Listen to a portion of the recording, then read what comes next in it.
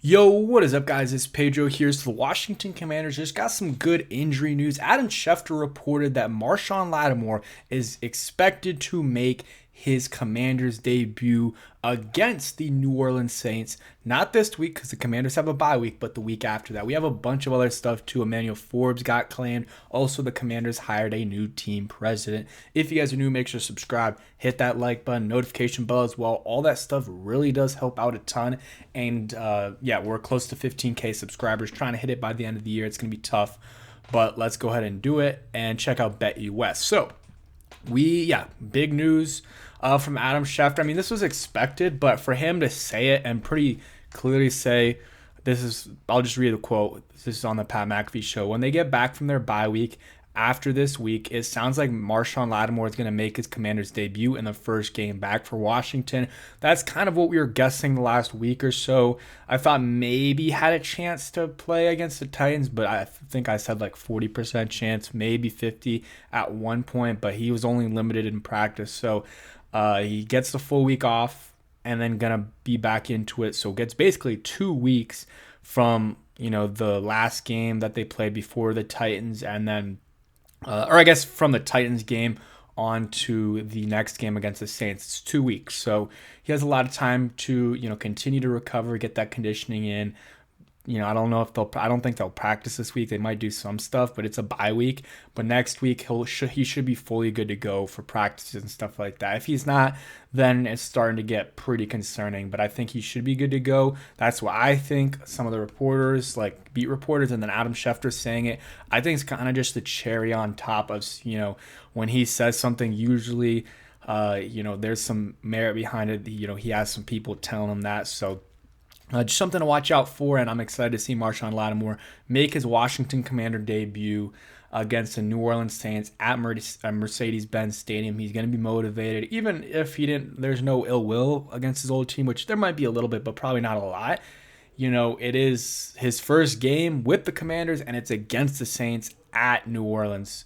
So it's a big game for him, for sure. He's going to be motivated. Him on the outside, Mike Sanders still on the outside, and then probably Noah Igbenogany in the slot. Maybe they try Benjamin St-Juste out there. I did notice, at least for a couple plays, I really didn't see people tweet about it, but Benjamin St-Juste was playing safety for a couple plays from what I saw when Quan Martin was out. Just something to watch out for. But, that's it on the Marshon Lattimore talk. Again, he's going to be a good contributor, I think, for the Commanders.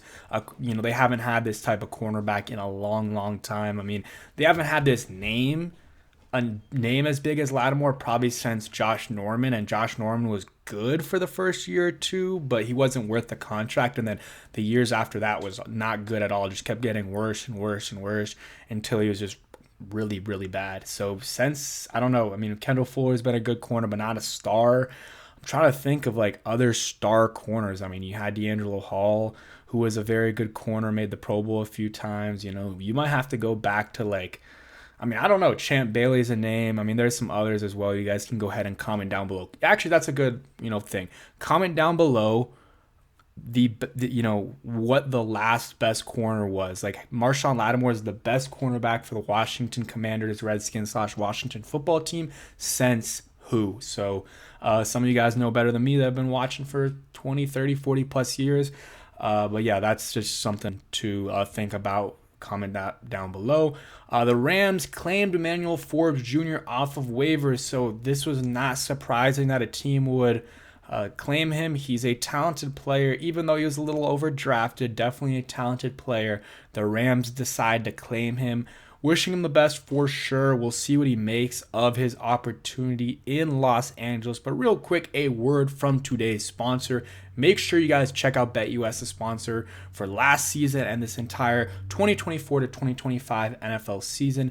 They got the fastest payouts in the industry. And if you use my code YouTube150, you get 150% first time deposit match on your first 3 deposits up to $2,000. And the Commanders don't play this week, but there's still NFL football. There's still basketball. That's going on today, college basketball, NBA. The Wizards are playing today against the Cleveland Cavaliers, trying to end that winless streak. It's ugly right now, but that's probably not going to happen against the Cleveland Cavaliers. And then you got NFL later this week, the Packers against the Lions, a game that does matter for the Commanders. The Commanders are rooting for the Lions in that game. They need the Packers to lose if they want to try to climb in that seeding rank above the Packers and the Vikings, which does matter because the 7th seed is likely going to play the Eagles, and the 6th and 5th seed is probably going to play the Seahawks / Falcons or Bucks, whoever wins those divisions. So it's definitely a big game.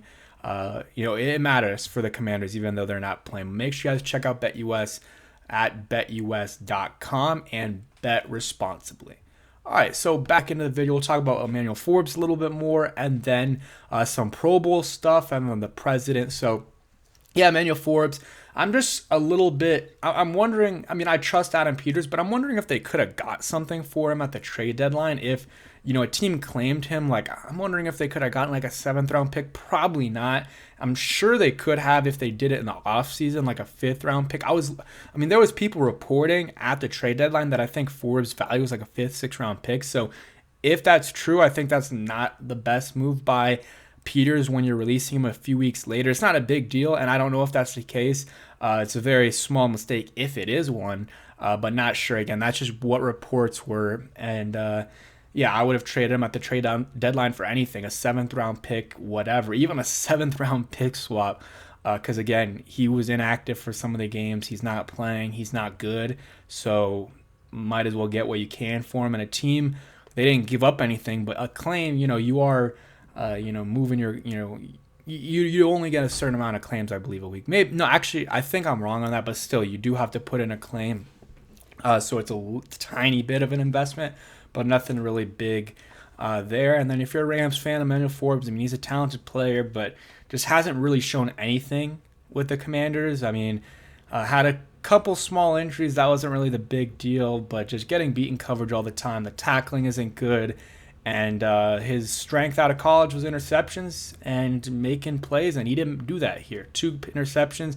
He was in position to make a lot, honestly, and he just couldn't come down with the interceptions. So that, to me, was disappointing. That was the biggest disappointment. I never liked the pick, but was rooting for him, and it didn't work out. So, it is what it is. We'll see what happens here, but let's go on to the president. So they named Mark Klaus as their new team president. So he's strictly business. This doesn't matter for the football side at all. There might be some small overlap in terms of, all right, how much they're spending on certain things. I don't know, maybe, but and like how much they're spending on practice stuff, blah blah blah. I don't know if he has any overlap with that at all, but it's mostly going to be, all right, stadium, what are we going to add in the stadium, what are we selling, what partnerships do we make, stuff like that, jerseys, like a bunch of stuff like that. That's, he's going to be in charge of, maybe prices for the games, stuff like that, season tickets. And he is the owner, CEO of Campbell, so chicken noodle soup there. Just something I wanted to talk about. I don't think it warranted a whole video. It's not it's a big deal in terms of, all right, it's a president, but it's not really affecting the football side of the operations. And Jason Wright, he's going to be gone. I think he already stepped down and he's just in like a advisory role or something. And then after the season, I think he will be gone. Pro Bowl voting. Jaden Daniels is first in the NFC in Pro Bowl votes for the quarterback position. Great to see. I put out a tweet here. Go ahead and check my Twitter out. Luvu, I believe, is 4th in outside linebackers, or no, 8th, but maybe 4th in the NFC or 3rd in the NFC. You got Jeremy Chin receiving some votes. Terry's 4th in all receivers. I believe Tyler Biotish is 9th at his position. I'm trying to think of any other guys. There was a few other. I'll just pull it up here from Ben Standig, but some good numbers for the Commanders. A lot better than what they usually get, so that's good. Let me just go ahead and I'm going to keep scrolling down, but I know he posted this and saw that Trent Williams and his wife lost their son. Really unfortunate there. Praying for him and his family, but that is a former Redskins and Commanders or former Redskins player. So just want to mention that real quick. But yeah, hoping nothing but the best for him. Going to the Pro Bowl, these are the numbers right here. Tyler Biadasz 9th, Dante Fowler 5th, and then 3rd. I guess the second part is the NFC. Frankie Louvu 9th and 4th, which I think he should be higher. Bobby Wagner 2nd in the NFC East. Jeremy Reeves 5th. Jimmy Chin 4th, and you see the rest right